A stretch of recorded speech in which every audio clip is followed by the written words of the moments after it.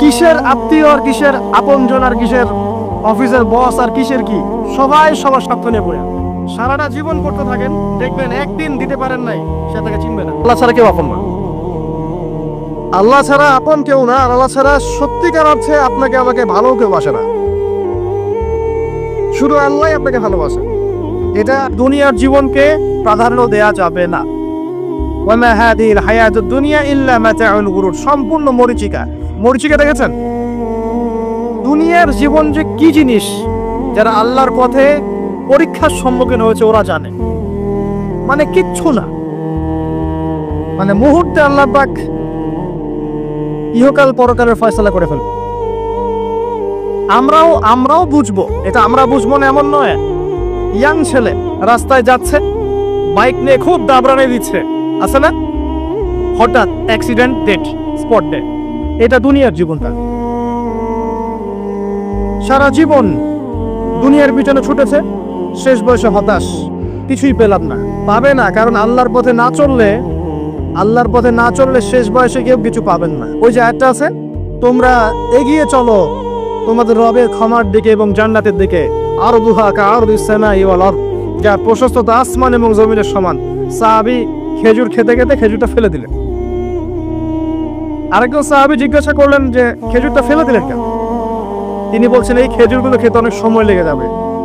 নবী সাল্লাল্লাহু আলাইহি ওয়াসাল্লাম এমন কথা বলেছেন, এটা শোনার পরে আমি আর এক সেকেন্ড নষ্ট করতে যাচ্ছি না। খেজুর ফেলে দিয়ে যুদ্ধে ঝাঁপিয়ে পড়লেন, দেন শহীদ হয়ে জান্নাতে চলে গেলেন। তারাও তো মৃত্যুর স্বাদ গ্রহণ করেছেন, তাই না? সুমাইয়া রাদিয়াল্লাহু আনহা, আবু জাহেল তাকে নির্যাতন করছে, তার লজ্জাস্থানে বর্ষা ঢুকিয়ে দিয়ে, চিন্তা করতে পারেন, লজ্জাস্থানে বর্ষা নিক্ষেপ করে হত্যা করলেন। সুমাইয়া রাদিয়াল্লাহু আনহা দেখতে কালো বর্ণের, চেহারা সুন্দর নয়, হয়তো আপনার মতো সুন্দর নয়, জান্নাতে এখন হাসছে ইনশাআল্লাহ তাআলা। তার স্বামী ইয়াসের, আবু জাহেল তাকে পিটাতে মেরে ফেললো, সে মারা গেল, শহীদ হয়ে গেল। অনেক উলামায়ে কেরামকে, ইমাম, মুস্তাহিদ, মুহাদ্দিস দেখবেন সারাটা জীবন এত মেহনত করেছেন দ্বীনের জন্য, বিয়ে শাদী করার সময় পান না। এমনও আছেন ইমাম এবং মুহাদ্দিস, জীবন তো তাদেরও ছিল। শুধু সাহাবী কেন, তাবেঈদের দিকে তাকান, তাবেঈন তাকান, আমাদের চার ইমামের দিকে তাকান। আবু হানিফা রাহিমাহুল্লাহ শেষ বয়সে জেলখানায়, কথিত আছে 20 কোটি টাকা হত্যা করা হয়েছে। তার টাকার অভাব ছিল না, তিনি কিন্তু আমার মতো হতদরিদ্র ছিলেন না। আল্লাহ পাক তাকে সম্পদ দিয়েছিলেন, সমস্ত সম্পদ বিলিয়ে দিয়েছেন দ্বীনের জন্য। ইমাম শাফিঈ রাহিমাহুল্লাহ, তার দিকে তাকান। আহমদ বিন হাম্বল রাহিমাহুল্লাহ, তার দিকে তাকান। তাকে পিটানো হচ্ছে আর বাগদাদের রাস্তায় দৌড়ানো হচ্ছে, কারণ সমাজের মানুষ ফতোয়া দিয়েছে একটা, তিনি ফতোয়া দিয়েছেন আরেকটা। ওই যে হিল্লা প্রথা আর ঠিকা বিবাহ নিয়ে আর কি, তিনি বলছেন ইলামু ইয়া আহলা বাগদাদ, হে বাগদাদের মানুষরা জেনে রাখো যে আমি কোশ্চিনকালেও এই প্রথাকে জায়েজ করলাম না। তোমরা চিনে রাখো যে আমার নাম আহমদ। জীবন তাদেরও ছিল। ইমাম মালিক রাহিমাহুল্লাহ, তাকে এত মার দেওয়া হয়েছিল, হাত বাঁধতে পারতেন না নামাজের মধ্যে, নামাজে হাত বাঁধতে পারতেন না। সাহাবীদের থেকে নেন, তাবেঈ থেকে নেন, তাবেঈ থেকে নেন, মুস্তাহিদ ইমাম থেকে নেন, দুনিয়ার জীবন তারাও কিন্তু ভোগ করেছেন, আর আমরা ভোগ করছি। আমাদের ভোগের সিস্টেমটা দেখেন, তাদের ভোগের সিস্টেমটা দেখেন। আমরা বাঁচছি দুনিয়ার জন্য, তারা বেঁচেছে পরকালের জন্য। আমরা দুনিয়ায় বাঁচছি দুনিয়ার জন্য, দুনিয়ার একটা চাকরি, একটা ব্যবসা, একটা পরিবার, একটা স্ট্যাটাস, বাড়ি গাড়ি, টাকা কড়ি, সম্পত্তি, এগুলোর জন্য। কিন্তু তারা বেঁচেছেন আল্লাহর জন্য, পরকালের জন্য। যে ব্যক্তি দুনিয়ার জন্য দুনিয়া করে, আল্লাহ পাক তাকে ইহকাল পরকাল দুটোই নষ্ট করে দিবেন। যে ব্যক্তি পরকালের জন্য দুনিয়া করবে, আল্লাহ পাক তার দুনিয়া গুছিয়ে দিবেন, আখিরাতও গুছিয়ে দিবেন ইনশাআল্লাহ। এখন চলতে গিয়ে দেখবেন যে আপনি কিছু স্পষ্ট বিষয় দেখতে পারবেন যেগুলোর সাথে আসলে কোরআন সুন্নাহর খুব একটা মিল পাওয়া যাবে না। আপনি দেখবেন স্পষ্ট শিরক করছে মুসলিমরা, আপনি দেখবেন স্পষ্ট বেদাত করছে, আপনি দেখবেন হারাম খাচ্ছে। মুসলিম যুবকরা মাদক, পর্নোগ্রাফি, জেনা, ফ্রি মিক্সিং, আপনার জুয়া, ক্যাসিনো, এই যে আপনার টিকটক প্রজন্ম এগুলো নিয়ে ব্যস্ত আছে। আপনি স্পষ্ট দেখবেন মেয়েরা বেহায়ের মতো ঘুরে বেড়াচ্ছে। আপনি স্পষ্ট দেখবেন যে আপনি হালালে থাকলে চাকরি পাচ্ছেন না। আপনি স্পষ্ট দেখবেন পরিবারের লোকজন কথা শোনে না। আপনি এমনও দেখবেন ওলামায়ে কেরামের মাঝে ঐক্য নাই, এমন দেখবেন। আপনি এমনও দেখবেন যে মানুষ দিনকে দুনিয়ার বিনিময়ে বিক্রি করে দিচ্ছে। আর এমন দেখবেন যারা আপনার উপরে আছে তারা দিন সম্পর্কে তেমন কোনো জ্ঞান রাখে না। এমন জটিল পরিস্থিতিতে আপনি কি করবেন তখন?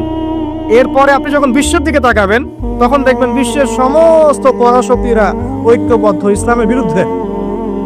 বিশ্বের সমস্ত বড় বড় পরাশক্তিরা ঐক্যবদ্ধ ইসলামের বিরুদ্ধে। দেখবেন আপনি ইসলামের কোনো খিলাফা নাই, দেখবেন কোনো ইমাম নাই, কোনো আমির নাই, কোনো জামা নাই। দেখবেন আপনি সেই রকম সলফে সালেহিনের যুগের মতো সৌর্য বীর্য ব্যক্তিত্ব গায়রাত কিছু নাই। মনে হবে যেন আমরা দাসত্বের শৃঙ্খলে আবদ্ধ হয়ে গেছি। তখন আপনি কষ্ট পাবেন মনে মনে। আপনার মধ্যে ঈমান থেকে থাকলে আপনি কষ্ট পাবেন, ভিতর থেকে কষ্ট ফিল করবেন। যদি প্যারালাইজড রোগী হয়ে থাকেন তাহলে কষ্ট ফিল করবেন না। চেতনা থাকে দিনের, কষ্ট ফিল করবেন। তখন আপনার স্ট্রাগল শুরু হবে। এরপর দায়িত্ব চলে আসবে আপনার কোরআন বোঝা। আপনি কিছু অংশ মুখস্থ করবেন, হিফজ করবেন, অর্থটা বোঝার চেষ্টা করবেন, কোরআনের ভাষাটা শেখার চেষ্টা করবেন। এর সবকিছু আপনি বুঝতে পারবেন না। তখন কি করবেন? আলেম ওলামার কাছে যাবেন, তাদের সোহবতে গিয়ে পড়ে থাকবেন। যে বিষয়টা বুঝতে পারছেন না জিজ্ঞাসা করে জেনে নেবেন। ফাসআলু আহলা যিকরি ইন কুনতুম লা তা'লামুন। এরপর কোরআনের আদেশ নিষেধগুলো আপনি মেনে চলবেন, নিজের পরিবারে এবং নিজের অধীনস্থদের মধ্যে। এরপরে আপনি থেমে যাবেন না। কোরআনের দাওয়াত আপনি যতটুকু জানেন এটা মানুষের কাছে প্রচার করবেন। মাদ্রাসা করবেন, মসজিদ আবাদ করবেন, মক্তব চালু করবেন, কোরআনের একটা রেভলিউশন ক্রিয়েট করবেন। আত্মশুদ্ধি অর্জন করতে হলে সবসময় পরকালের ফিকির করতে হয়, মৌতের স্মরণ করতে হয়, বেশি বেশি কোরআন তেলাওয়াত করতে হয়, এতিমের মাথায় হাত বোলাতে হয়, আপনার সাদাকা বেশি বেশি করতে হয়, মাঝে মাঝে রোজা রাখতে হয়। এগুলো করতে থাকলে আল্লাহর জিকির বেশি বেশি করতে হয়, আল্লাহর ধ্যান করতে হয়, আল্লাহকে ডাকতে হয়, দোয়া করতে হয়, আত্মশুদ্ধি অর্জন হবে। একই সাথে আপনার অন্তর থেকে হিংসা, বিদ্বেষ, এই যে গীবত, রিয়া, অহংকার, সমালোচনা, সংস্কৃতি দূর করতে হবে। মনের মধ্যে অহংকার, হিংসা, বিদ্বেষ থাকলে আল্লাহর নূর পাওয়া যাবে না, তখন তাজকিয়া অর্জন হবে না। আল্লাহর নূর না আসলে আপনি খিজির হতে পারবেন না, যে অনেক দূর পর্যন্ত দেখতে পায়। সূরা কাহফের মধ্যে ঘটনা পাবেন। আর এই শেষ জামানায় টিকতে হলে আপনাকে খিজির হতে হবে, দূর পর্যন্ত দেখতে হবে। শোনেন, দূর পর্যন্ত দেখতে না পারলে বর্তমানকে মনে হবে ভবিষ্যৎ। এখন যে ফিতনাময় পরিবেশে বসে আছে এটা বর্তমান, এটা ভবিষ্যৎ নয়। একটা কথা বলেছিলাম বেশ কয়েক বছর আগে যে আপনার এমন একটা সময় আসতে যাচ্ছে যখন ক্যাশলেস সোসাইটি থাকবে, মানে কাগজের টাকাটাও থাকবে না। অনেক দিন আগের কথা। তখন কিছু মানুষ আমাকে বলেছিল, পরামর্শ দিয়েছিল এবং শুভাকাঙ্ক্ষী আর কি আমার। আর দিন দিন আমার শুভাকাঙ্ক্ষী বাড়ছেই আলহামদুলিল্লাহ, যে ভবিষ্যৎ বক্তা, তুমি হচ্ছে ভবিষ্যৎ বক্তা। আমি বলেছিলাম যে আমি যেটা বলেছি এটা ভবিষ্যৎ না, এটা বর্তমান। বর্তমান সম্পর্কে আপনার খবর নাই বলে বর্তমানকে আপনার ভবিষ্যৎ মনে হচ্ছে। এখন যা দেখছেন এগুলো বর্তমান, এগুলো ভবিষ্যৎ না। খুব অল্প সময়ের মধ্যে এই পরিস্থিতিগুলো দেখবেন পরিবর্তন হয়ে গেছে। আসেন, যখন ব্যক্তিকেন্দ্রিক কাজ শেষ হয়ে যাবে তখন আপনাকে উম্মাহ কেন্দ্রিক চিন্তা করতে হবে। তাজকিয়া অর্জন করে ওলামায়ে কেরামের মাঝে ঐক্যের চেষ্টা করতে হবে। ঐক্যটা হবে মন থেকে। মন থেকে সবাইকে ভাই মনে করলে পরে ঐক্য হবে। যদি মন থেকে সবাইকে নিজের ভাই মনে করতে না পারি, মুসলিম ভাই মনে করতে না পারি, ঐক্য হবে না। যদি আমি মনে করি আমি জান্নাতের ডিলার, তোমার লিজ লাগলে আসো নিয়ে যাও, ঐক্য কখনো হবে না। অনলাইনে যাবেন দেখবেন সারা দিন কাদা ছড়াছড়ি। আর এমন এমন বিষয়গুলোকে নিয়ে আমরা কাদা ছড়াছড়ি করছি যেগুলো নিয়ে কথা না বললেও পরকালে কিছু যায় আসবে না ইনশাআল্লাহ। তাদের কাছে পলিটিক্সে জ্ঞান আছে। আপনি ধর্মতাত্ত্বিক ঐক্যের কথা বলছি, তখন ধার্মিকদেরকেই তো দায়িত্ব নিতে হবে। এবং ধার্মিকদের মধ্যে যারা স্কলার, বিজ্ঞ বরেণ্য ওলামায়ে কেরাম, তাদের মধ্যে ঐক্য প্রথম দরকার। অনুসারীদের মধ্যে ঐক্য দিয়ে লাভ নাই। প্রথমে ঐক্য লাগবে আগে বড় বড় লেভেলে, তারপরে দেখবেন জনগণ ঠিকই আলেমকে মেনে নিয়েছে। তখন আপনি দেখবেন একটা ভালো শক্তি আপনি অর্জন করতে পারছেন। আদারওয়াইজ যখন আপনি বিক্ষিপ্ত বিচ্ছিন্ন, কেউই আমাদেরকে মূল্যায়ন করেন। যতই স্লোগান দেন, শোডাউন করেন, আইওয়াশ করেন, আদতে কিন্তু কেউ মূল্যায়ন করছে না আমাদের। আর আল্লাহ রাব্বুল আলামিন কোরআনে বলেছেন। এখন এই আয়াত কোথায় আছে আল্লাহ ভালো জানেন, এই আয়াতের বাস্তবতা কোথায় সেটা আল্লাহ ভালো জানেন। ওয়া'তাসিমু বিহাবলিল্লাহি জামিআ ওয়ালা তাফাররাকু, এই আয়াতটা কোরআনের মধ্যে আছে, এটা কোরআনের মধ্যে আছে, আল্লাহ পাকের কিতাবের মধ্যে এই আয়াতটা আছে, ওয়া'তাসিমু বিহাবলিল্লাহি জামিআ, তোমরা আল্লাহর রজ্জুকে শক্ত করে ধরো ঐক্যবদ্ধভাবে। আচ্ছা, এটার উপরে আমল না করে আমরা যদি এড়িয়ে যাই, এটা কোরআনের অবমাননা হয় না? এটা কোরআনের অবমাননা হয় না? যখন কোরআনে স্পষ্ট বলা হচ্ছে তোমরা সুদ খেও না, তারপরেও খাচ্ছি, অবমাননা হয় না? আল্লাহ বলছেন জেনা ধার কাছেও যেও না, তারপরেও করছি, তখন অবমাননা হয় না? আমরা মানে আবেগ প্রদর্শন করার চাইতে বিবেকবান হয় কাজগুলো করলে বেশি ভালো হয়। কোরআনের সম্মান সর্বোচ্চ শিখরে তখনই পৌঁছাবে যখন এর আদেশ নিষেধের উপর আমল করা হয়। বেশি থেকে বেশি ইবাদত করতে থাকা, সময়কে মূল্যায়ন করা, সময়কে মূল্যায়ন করা, জীবনটা গুছিয়ে নেওয়া। কারণ আমি এখানে থাকতে আসিনি, আমি আপনি এখানে থাকতে আসেনি। আজকে থেকে 50 বছর পরে, 100 বছর পরে এখানকার একটা মানুষ বেঁচে থাকবে না। এখানে আমরা বসে আছি যারা, কেউ থাকবে না, এই বিশ্বের কোনো নেতা থাকবে না। আজকে থেকে 100 বছর পরে এই ন্যাটো, জাতিসংঘ, হাবিজাবি কিচ্ছু থাকবে না। আপনি বিশ্বের যত পরাশক্তি দেখছেন এগুলো কিচ্ছু থাকবে না। এই পৃথিবীর যে মানুষগুলো এখন বেঁচে আছে 100 বছর পর কেউ থাকবে। এখন মনে হচ্ছে এরাই সব, এগুলো সব না। 100 বছর, জাস্ট 100 বছর। আর কিয়ামতের মাঠই তো হবে 50,000 বছর। কিয়ামতের মাঠ কত বছর? এই তুলনায় 100 বছর কিছু সময়? আল্লাহর কাছে 100 বছর কোনো সময় না। 100 বছর পর কিচ্ছু থাকবে না, কোনো আমি আপনি কেউ না, আমি আপনি কেউ থাকবো না। তো এই দুনিয়ার জীবনটাকে মূল্যায়ন করেন, গুছিয়ে নেন। আপনি জীবনে প্ল্যান করেন আগামী 5 বছর আপনি কি করতে চাচ্ছেন, কতটুকু করতে চান, কি কি সনদ অর্জন করতে চান, কোন কোন বই আপনার পড়া হয়নি।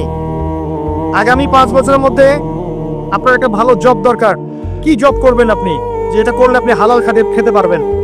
কত বছর আপনি বিয়ে করতে যাচ্ছেন এবং বিয়ের পর আপনি কিভাবে সন্তান প্রতিপালন করবেন। যখন আপনার বয়স 50 হবে তখন আপনার ছেলের বয়স কত হতে পারে, প্ল্যান করতে হয় জীবন সম্পর্কে। এবং আমি সেভ করব সম্পত্তি ভবিষ্যতের জন্য, কিসে সেভ করব? আমি এমন সম্পত্তি যদি সেভ করি, জমাই, যেটার মূল্য সামনে গিয়ে কমে যাবে, তাহলে আমি ঠকবো। যদি আমি এমন সম্পত্তিতে সেভ করি যেগুলোর মূল্য বাড়বে, আমি জিতবো। জীবনকে নিয়ে প্ল্যান করতে হয়। এবং এই সময়টুকুতে আমি দিনের জন্য কি করতে চাই, দিনের জন্য আমি কতটুকু করতে চাই। আমার দ্বারা কি একটা মসজিদ করা সম্ভব না? আমার দ্বারা কি একটা মাদ্রাসা করা সম্ভব না? আমি কি একটা এতিম প্রকল্প করতে পারি না? আমি কি একটা বিধবাদের প্রজেক্ট করতে পারি না? আমি কি একটা মা বোনদেরকে নিয়ে সেলাই মেশিনের কোনো প্রজেক্ট করতে পারি না? আমি কি মানব সেবামূলক কিছু কাজ করতে পারি না? ছোট্ট একটা সামাজিক সংগঠন করতে পারি না? কিছু একটা তো করতে পারি আমি। আল্লাহ পাক কি আমাকে কোনো প্রতিভা দেন নাই? আল্লাহ পাক কি আমাদেরকে কোনো প্রতিভা দেন নাই? একজন আলেম হয়ে আমি কি 100-200 ছাত্র বের করতে পারি না?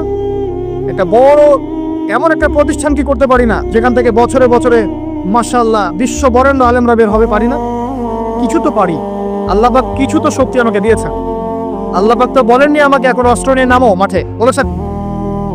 আমার তো পরিবেশই নাই।